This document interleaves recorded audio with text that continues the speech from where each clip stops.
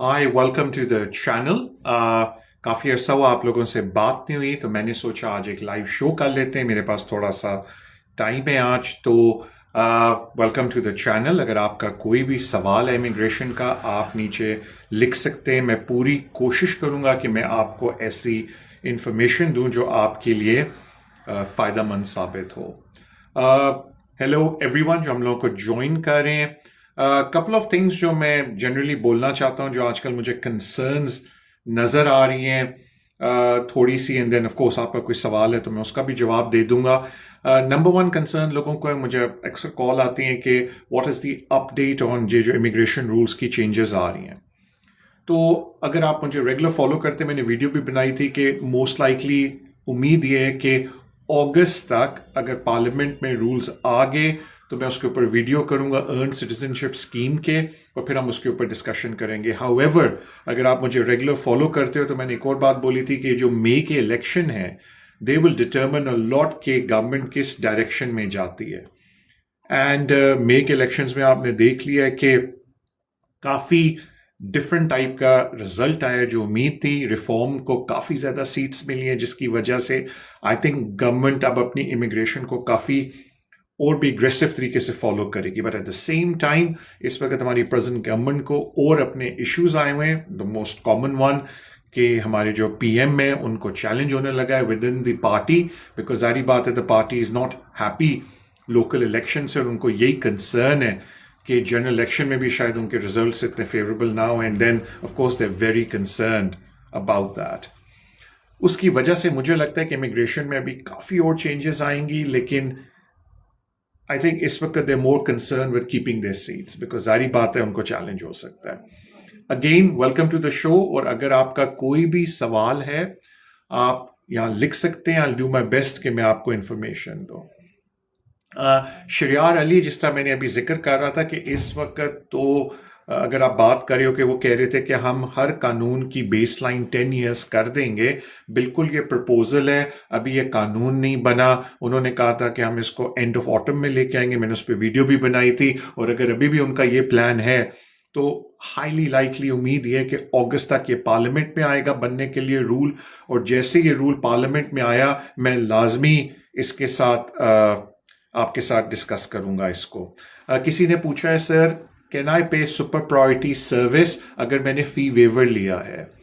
तो इशू ये है कि फी वेवर के बाद आप सुपर प्रायोरिटी सर्विस सेलेक्ट नहीं कर सकते, because super priority service is only if you are paying your fee for the regular service. So special treatment अगर आपने फी वेवर लिया है तो उसके बाद आप स्पेशल प्रायोरिटी सर्विस नहीं ले सकते अगर आपने फ्री में FLRFP एप्लीकेशन डाली है। फिर आपके नॉर्मल प्रोसेस से एप्लीकेशन चलेगी। और एक बात मैं आप सारों को बता दूं, आजकल एप्लीकेशन में टाइम बहुत लग रहा है।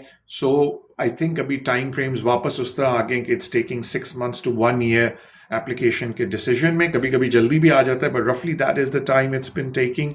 तो अगर आपकी इंटेंशन है कि आपने वेरी सून ट्रैवल करना है, then seriously consider going for super priority service, ताकि आपका डिसीजन बहुत जल्दी आ जाए। At the same time they are certain applications जिसमें सुपर प्रायोरिटी सर्विस अवेलेबल नहीं है, तो you have to be patient and wait.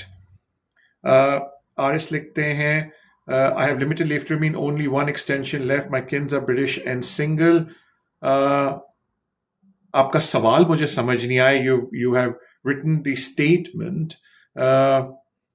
Special treatment आपने कहा इवन इफ आई पे my self for service. Yes, I think आपका सवाल था स्पेशल ट्रीटमेंट अगर मेरे पास फी वेवर मिल जाए can I take priority service. The answer is no. But अगर आप FLRFP एप्लीकेशन को पे कर रहे हैं then yes you can take the super priority service because you're paying for everything. You welcome special treatment. Sorry RS, आपका मैं सवाल पढ़ रहा था जिसमें आपने बोला था कि you had British children, लेकिन उसके बाद आपका सेकंड पार्ट का था I couldn't read it. My apologies. If you don't mind आप दोबारा अपना सवाल लिख लो। I'll do my best कि मैं आपको इंफॉर्मेशन उसके ऊपर दे दूं। एक और चीज मैं बोलना चाहता हूँ स्टूडेंट्स के बारे में, बिकॉज मुझे बहुत कंसर्न होती है स्टूडेंट्स की कि यूनिवर्सिटी के साथ आप लोग अगर अपनी डिसर्टेशन फेल कर लेते हो या आप अपनी फी नहीं देते, आप यूनिवर्सिटी से को इग्नोर करते हो, फिर एकदम यूनिवर्सिटी कहती है कि हम आपके वीजे को कटेल करने लगे और हमने होम ऑफिस को रिपोर्ट कर दिया। सॉरी, मैं आपका मैसेज नहीं पढ़ सका। I was just saying something about students. तो प्लीज मैं आप स्टूडेंट्स को एक बात बोलना चाहता हूं कि अगर आपका यूनिवर्सिटी से कोई प्रॉब्लम चल रहा है तो प्लीज अपनी यूनिवर्सिटी को इन टच रखें। बी अब मैं ये तो नहीं कहता कि अग्रेसिव हो यूनिवर्सिटी के साथ, but keep up to date with the university. उनके एचआर डिपार्टमेंट को बताएं कि अगर आपका रिपोर्टिंग होगी देन ऑफ कोर्स आपको इश्यू हो जाएगा finding new university, going back home. तो अप टू डेट अपने हालात को अपने एचआर डिपार्टमेंट के साथ यूनिवर्सिटी के लिखें।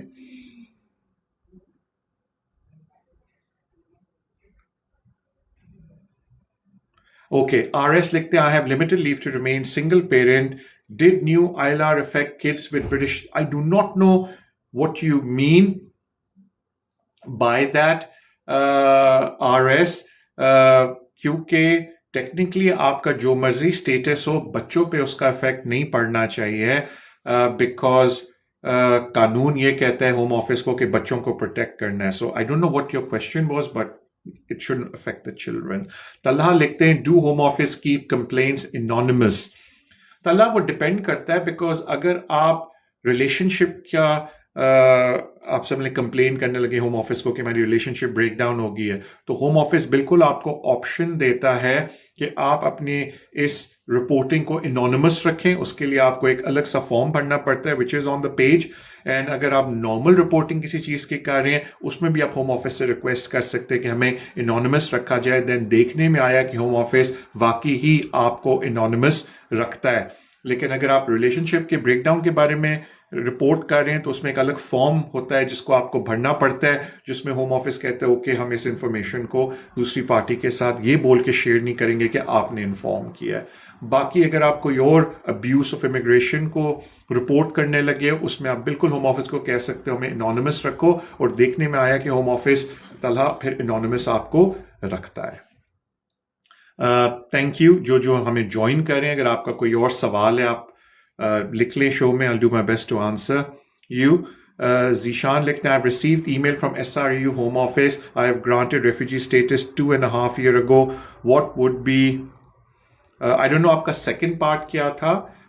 अगर आपको रेफ्यूजी स्टेटस ग्रांट हुआ है तो नॉर्मली रेफ्यूजी स्टेटस 5 years का होता है, and then after 5 years you get your settlement under the protection. अगर आपको 2.5 साल का वीजा मिला है तो वील हैव टू लुक कि वो वीजा मे बी रेफ्यूजी नहीं कोई और है, मे बी आपको समझ नहीं आई, तो we have to look into that.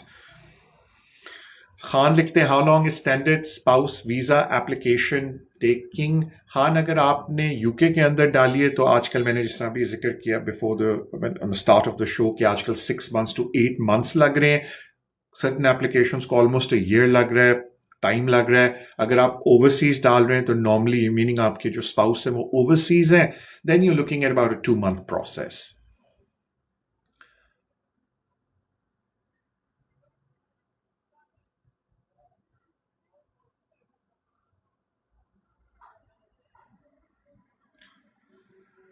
किसी ने लिखा, I am on a 10-year family route, with the new rules affect me? मैंने नाम नहीं पढ़ सका, sorry, I am just trying to catch up the messages. मैं अगर मिस करता कोई message my apologies.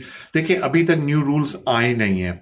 If you regularly following me please, I try to make कि मैं आपके लिए बेहतर से बेहतर मटीरियल तैयार करूं। तो मैंने अपनी वीडियोस में बोला हुआ है कि अभी कानून आया नहीं है, इट्स अ प्रपोजल पे बहुत ज़्यादा रिस्पॉन्स आया है। मुझे लगता है होम ऑफिस उस प्रपोजल की उन रिस्पॉन्स की बेसिस पे काफ़ी चीज़ों को चेंज भी करेगा, और जैसे ये कानून पार्लियामेंट में इंट्रोड्यूस हुआ, विच आई एम अज्यूमिंग, मैंने अपनी वीडियो में कहा था कि may be end of August if things remain the same, मैं बिल्कुल उसके साथ आपके साथ डिस्कशन करूंगा, विच आई ऑलवेज डू जब कोई इंपॉर्टेंट नया कानून आता है।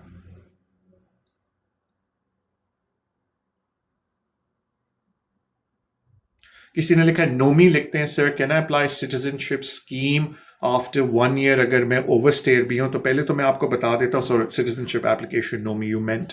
तो पहली तो बात है कि सिटीजनशिप एप्लीकेशन जब आपका इनडेफिनिट हो सकता है, आप इमीडिएटली कर सकते हैं if you married to a British citizen, या फिर 1 साल वेट करने के बाद आप एप्लीकेशन डालते हो अपनी सिटीजनशिप की। होम ऑफिस की जो पॉलिसी में चेंजेस आई हैं, जिसमें मैंने एक वीडियो भी उसके ऊपर बनाई थी, जिन्होंने कहा है, उसमें होम ऑफिस ने ये बोला था कि अगर आपका कोई ओवरस्टे पीरियड है तो हम लोग उसको इग्नोर करेंगे अगर हम आपको नेशनैलिटी एप्लीकेशन में गुड कैरेक्टर को हम असेस कर रहे हैं। इन अदर वर्ड्स, अगर आपने नेशनैलिटी एप्लीकेशन डाली है और आपका इशू इज ओनली ओवरस्टे, तो होम ऑफिस ने कहा कि उसको हम इग्नोर करेंगे, ये उनकी पॉलिसी में है। However they are other factors जिसकी वजह से वो आपकी एप्लीकेशन को रिफ्यूज कर सकते हैं। I have made a video on that जिसमें मैंने फाइनेंशियल साउंडनेस और मैंने बोला था, क्योंकि अक्सर लोग मुझसे पूछते हैं तारिक भाई फिक्स पेनल्टी नोटिस कैसे इफेक्ट करते हैं, मुझे अगर कोई काउंटी कोर्ट जजमेंट मेरे खिलाफ लग जाए क्या उसको मेरी नेशनैलिटी एप्लीकेशन में इफेक्ट होता है। मैंने उस पर एक वीडियो बनाई हुई है, you do get a chance, please channel पे जाके उस वीडियो को देखिएगा। स्ट्राइकिंग फॉर इनलाइटमेंट लिखते हैं कि जब मैंने बंडल कोर्ट में जमा करा दिया, I think you had an appeal asylum की, how long will it take for the appeal? I think that's what I understood your question was. तो पहला स्टेज ये होता है कि जब आप अपना बंडल जमा करा देते हो तो होम ऑफिस उस बंडल के ऊपर रिव्यू करता है, और रिव्यू करके होम ऑफिस अपना जवाब देता है, और जब वो जवाब आ जाता है उसके बाद हियरिंग लिस्ट होती है। तो आप समझ लो कि it is almost another 3 month minimum process. आजकल कोर्ट टाइम बड़ा लगा रहा है, could be longer, but on 3 month। RS लिखते हैं, my kids are British, I am asking about me, I have only one extension left, would the new rules affect my indefinite leave to remain? देखें RS, जिस तरह मैं बार बार बोलता हूं कि अभी तक जो प्रपोजल है न्यू रूल्स का वो इन प्लेस नहीं है, तो it's very difficult for me to say right now कि नए रूल आप पे इफेक्ट करेंगे। पहले नया रूल बनने दें, जिस तरह मैंने अपनी वीडियो में भी बोला था कि मेरा अपना एक व्यू है कि मुझे नहीं लगता कि जो नए कवानीन आने लगे या ऑलरेडी जो लोग एक रूट के ऊपर हैं उन पे भी अप्लाई करेंगे। अगर होम ऑफिस ने ज़बरदस्ती उनको अप्लाई किया, कोई ट्रांजिशनल अरेंजमेंट नहीं दी, तो फिर मुझे लगता है कि ये लोग एग्रेसिवली रूल्स चैलेंज होंगे कोर्ट के अंदर, and people will have a strong arguable ground court में उसको ओवरटर्न करने के लिए। तो I think rather than we jump to conclusions, हमें वेट करना चाहिए कि जब रूल अपने प्रॉपर फॉर्म में आ जाएं तो वो किस तरीके से हैं। जिस तरह आपको याद है, मैंने इस पर वीडियो भी बनाई थी, उन्होंने कहा जी कि स्किल जो 6135 एंड 6136 कोड के ऊपर हैं हेल्थ केयर में, वो अपने डिपेंडेंट्स नहीं ला सकते। लेकिन जब रूल्स बने, मैंने उस पर आपके साथ एक वीडियो भी उसकी बनाई थी, प्लीज उसको जाके देखिएगा, कि जो ऑलरेडी हेल्थ केयर वीजे पे आए हुए हैं वो अपने डिपेंडेंट्स अभी भी ला सकते हैं, वो नए लोगों पे उन्होंने अप्लाई किया। इसी तरीके से उन्होंने सर्टेन रूल्स चेंज किए किसी और चीज़ के, और उसमें भी ट्रांजिशनल अरेंजमेंट डाली जिसमें मैं वीडियोस बनाता रहा हूँ। सो आई एम प्रिटी श्योर कि ये जो नए रूल्स आएंगे, पहली तो बात है हमें नहीं पता कि नए रूल्स क्या है, सो प्लीज़ डोंट अज्यूम वो रूल्स क्या है। मैंने जब इन पे वीडियो भी बनाई थी और मैंने बड़ी क्लैरिटी से आपको टेबल दिखाया था सिटीजनशिप स्कीम का, अगर आप प्लीज़ वो वीडियो दोबारा देख लें, तो मैंने उसमें भी कहा था कि ये सिर्फ अभी प्रपोजल है, अभी इस पर कंसल्टेशन होगी, उसके बाद काफ़ी चीज़ें चेंज होंगी, लेकिन बेसलाइन लग रहा है कि वो ये रखेंगे 10 years। तो प्लीज़ थोड़ा वेट कर लें, डोंट अज्यूम कि ये रूल्स अप्लाई होने लगे। इन स्पिरिट बिल्कुल अप्लाई होंगे, लेकिन जो मई में इलेक्शन हुए ना, उसके बाद काफ़ी गोल पोस्ट चेंज होगी। So but not for the better, ये मैं बता दूं। आई थिंक और इमिग्रेशन टाइट होगी, किस हद तक वील सी द स्पेस, मैं आपके साथ शेयर करता रहूँगा, don't worry about that. Striking कहते हैं इट्स ऑलरेडी बिन 4 months जब से मैंने अपील बंडल जमा कराया। स्ट्राइकिंग एक और तरीका ये होता है कि आप कोर्ट में एप्लीकेशन डाल सकते हैं, जो एक कोर्ट का क्लार्क देखेगा, उसको हम लीगल ऑफिसर कहते हैं अब, जो फिर होम ऑफिस को पुश करेगा कि भाई इतना टाइम हो गया, आप अपने बंडल को रिव्यू करके हमें जवाब दें। तो you can push the court through an application, वो जो माई HCCTMS का जो सिस्टम है उसके थ्रू। So please you can do that. किसी ने लिखा है कि can I go to my grandmother's funeral because I made an FLRFP application. पहली बात है, आई थिंक हम सारे सुनने वाले, we are with you, we hope you have the courage to go through this. देखें, पहली बात है कि आपकी एप्लीकेशन पेंडिंग है, what you can do is कि आप अपने एमपी से रब्ता करें, फाइंड माई एमपी पे जाएं, वहाँ आप अपने एमपी से रब्ता कर सकते हैं and send an email to your MP कि जी ये सिचुएशन मेरी हो गई है, प्लीज़ अगर आप होम ऑफिस को चेस करें ताकि मेरी एप्लीकेशन का जवाब जल्दी आ जाए, यू कैन डू दैट। किसी ने बड़ा अच्छा सवाल किया कि if my appeal is rejected and I make a fresh claim am I allowed to work. देखिए, पहली बात है कि अगर आपने कोई इन टाइम एप्लीकेशन डाली थी और आपने अपील किया फर्स्ट स्टेज ट्राइब्यूनल में और आपकी अपील रिफ्यूज हो गई है, तो जो आपका सेक्शन 3C है वो सिर्फ उस सूरत में आगे चलेगा अगर आप अपनी इन टाइम अपीलों को आगे चलाते रहें। जिस तरह आपको पता है फर्स्ट स्टेज ट्राइब्यूनल में हारते हैं तो फिर आपको रिव्यू का परमिशन एप्लीकेशन जिसने कहते हैं वो आप फर्स्ट स्टेज ट्राइब्यूनल में वापस डाल सकते हैं फॉर अपर ट्राइब्यूनल, और फिर आप अपर ट्राइब्यूनल में एप्लीकेशन डालते हैं और अगर वो एक्सक्लूडेड डिसीजन हो जाए, मैं टेक्निकल वर्ड यूज़ करूँ, मैं अपॉलॉजीज, तो आप फिर आगे नहीं जा सकते, अपील राइट एग्जॉस्ट हो जाते हैं।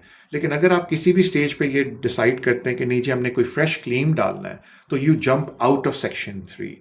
तो फिर ये होता है कि सेक्शन 3 जब तक आपका एक्टिवेटेड रहता है, जब तक आपकी इन टाइम एप्लीकेशन है, राइट टू वर्क आपका रहता है। लेकिन the moment you jump out and start making fresh claims and I am assuming कि आपका जो वीज़ा है वो ख़त्म हो गया है, तो फिर आपको राइट टू वर्क नहीं रहेगा। बिकॉज एक बात याद रखना, राइट टू वर्क के लिए आपने इन टाइम एप्लीकेशन डालनी है, फिर उसकी अपीलें इन टाइम करनी है। तो जब तक आपका सेक्शन 3C एक्टिवेटेड रहेगा, आपका वो राइट टू वर्क रहेगा जो ओरिजिनल वीजे के ऊपर था। अगर आप फ्रेश क्लेम डालते हो, you come out of section 3C। बेशक आपको कुछ लोगों को मिसअंडरस्टैंडिंग है जी हम तो 14 दिन के अंदर डाल रहे हैं, हमारी इन टाइम एप्लीकेशन है। मैंने इस पर एक वीडियो भी बनाई है क्लैरिटी के लिए कि अगर आपका 3C खत्म हो जाता है, आप 14 दिन के अंदर एप्लीकेशन डालते हो, वो टेक्निकली इन टाइम एप्लीकेशन नहीं है, वो आउट ऑफ टाइम एप्लीकेशन है। वो अलग बात है कि अंडर इमिग्रेशन रूल 39E जो वो ओवरस्टे पीरियड है, because it's less than 13 days, home office उसको इग्नोर करता है। लेकिन उसका ये मतलब नहीं है कि जो आपके राइट्स है वो वही रहेंगे, राइट टू वर्क फिर खत्म हो जाता है। So please be very careful. Can a shareholder and a director get skill worker in his own business? बिल्कुल ले सकता है। प्लीज, मैंने उसके ऊपर एक बड़ी ही इंपॉर्टेंट तो नहीं कह सकते, यूजफुल वीडियो बनाई है रिसेंटली, जिसमें मैंने लिखा है कि can I get a skill worker visa on my own business. Please आप उस वीडियो को देखना। मुझे एक दो लोगों ने कांटेक्ट करके कहा तारिक भाई इसका टाइटल चेंज करके सेल्फ स्पॉन्सरशिप कर दें तो आप देखें ये वीडियो कितनी कामयाब हो जाएगी। And I said no, because वो गलत बात है। There is no such thing as self sponsorship. However, आप अपनी ही कंपनी में अपने आप को स्किल वर्कर के तौर पे स्पॉन्सरशिप बिल्कुल दे सकते हैं, लेकिन प्लीज़ पहले आप वो वीडियो देख लें जो मैंने बनाई है, ताकि आपको आइडिया हो कि क्या क्या फॉर्मेलिटीज़ हैं जो आपको पूरी करनी है। और सेल्फ स्पॉन्सरशिप उसको नहीं बोलते, इसलिए मैंने उस वीडियो का नाम वो नहीं रखा। जबकि मुझे काफ़ी लोगों ने कहा कि अगर आप उस वीडियो का नाम सेल्फ स्पॉन्सरशिप लिख दें, वो पता नहीं 30,000 50,000 उसके हिट्स हो जाएंगे। तो मैंने कहा नहीं, आई एम गोना नेम इट, जो उसका असल नाम है कि can I get sponsorship visa on my own company, and उसी की वजह से उसके व्यूज आर वेरी लिमिटेड। लेकिन आई एम होपिंग कि जब आप लोग वीडियोस देखें, अपने अपने सोशल मीडिया पे उसको शेयर करें, होपफुली व्यूज उसके बढ़ जाएंगे।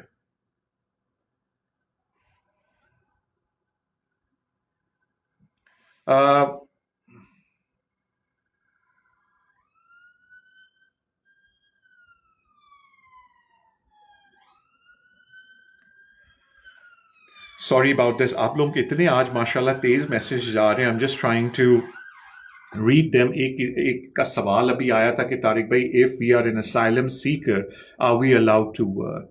तो देखिए जी, पहली तो बात है कि if you are an asylum seeker, पहला सवाल ये आता है कि जब आपने असाइलम क्लेम किया था तो आपके पास कौन सा वीज़ा था। जैसा कुछ लोग होते हैं वो ग्रेजुएट वीज़े पे या स्टूडेंट वीज़े पे, एंड फॉर एनी रीज़न अगर वो असाइलम क्लेम करते हैं तो टेक्निकली होम ऑफिस से यह आर्ग्यू किया जा सकता है कि जब तक असाइलम एप्लीकेशन पेंडिंग है उनका राइट वही होना चाहिए जो उनका ओरिजिनल राइट ऑफ वर्क था।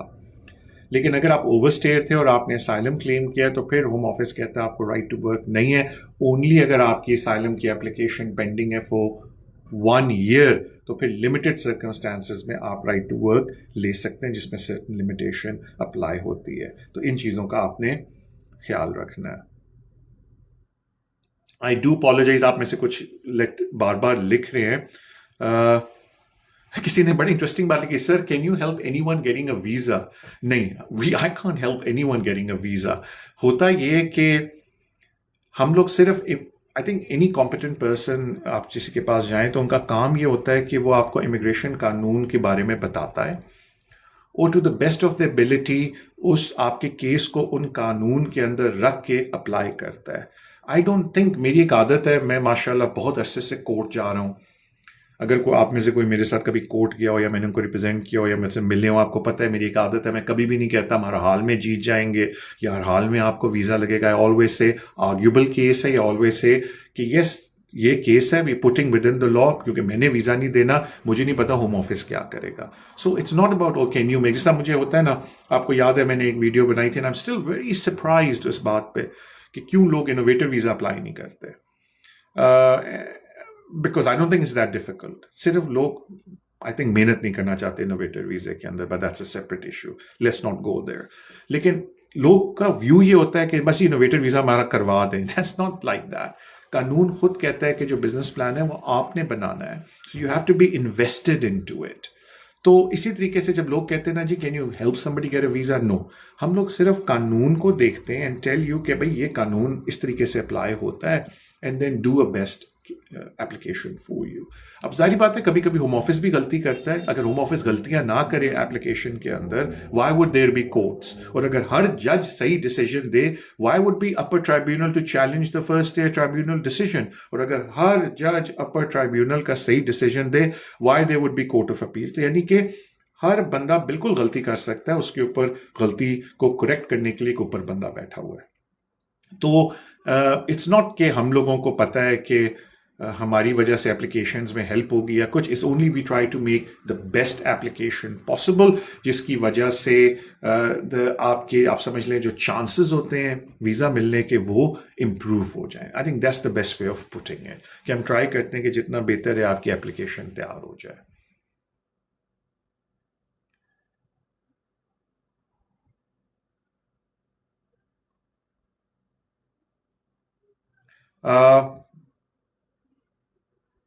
Somebody said, sir, waiting for your call. I don't know why you're saying that, because मैं live call, मैं भी live show कर रहा हूँ. My apologies, आलम ज़ेब, क्योंकि मैं live call में कॉल नहीं उठा सकता live show के अंदर, तो वो आपको ये करना पड़ेगा कि मैं जब शो ख़त्म कर लूँ, you can book an appointment with me and then I could call you back.